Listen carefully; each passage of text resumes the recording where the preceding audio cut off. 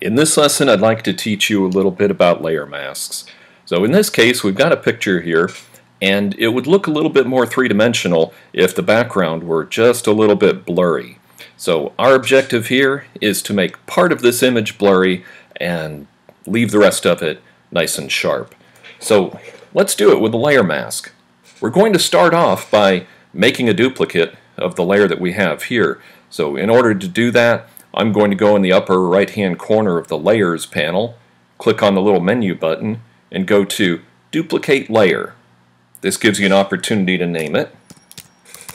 So I'll give it a name that makes sense to me. And there we have it. We've got a layer above it. And what we're going to do is we're going to blur this layer. So I'm going to go to the Filter menu, go down to Blur, and choose Gaussian Blur. And we can just blur this just a little bit. I think that looks pretty good. And click OK. So now we've got one layer that's blurry and another layer underneath it that is sharp. So all we have to do here is mask out the parts that we want to be sharp. So let's add a layer mask to this. Layers don't come with masks automatically, so we have to go to the bottom of the Layers panel and click on the New Layer Mask button. Now the layer mask comes in, and you notice how it's white? White allows it to show whatever this layer has on it. If it were black, it would hide whatever this layer has on it. Let me demonstrate that to you. If I were to go to that mask right there and fill it with black,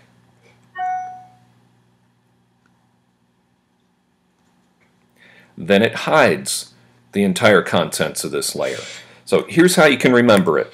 Things that are in the light, you can see. Things that are in the dark, you can't see. So that's how I remember the mask. So anywhere that I paint on this mask in white will show.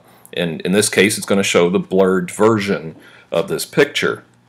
Now, there's one other thing I want you to notice here. Let me undo this. Is see this little mask frame that's around this? That tells me that the mask itself is active. If the frame is around the picture, that means we'll be painting on the picture. Now that's a real easy mistake to make, so make sure your frame is around the mask when you're intending to mask something. Otherwise, we'll just be painting black and white right on this layer, and that won't be what we want at all. So I've got my mask selected. Now we'll go to the paintbrush tool, and then in the options bar up in the top, choose a appropriate brush. And the way you control whether or not it shows or hides is down here with the swatches in the bottom of the toolbox. Black hides what's on that layer, white shows what's on that layer.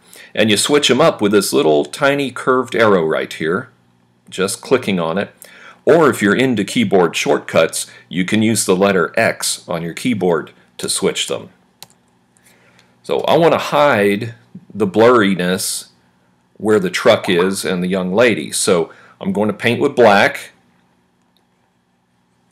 So you can see here, as I'm painting, we're masking out the contents of this layer. So I'm just going to do this very quickly for you.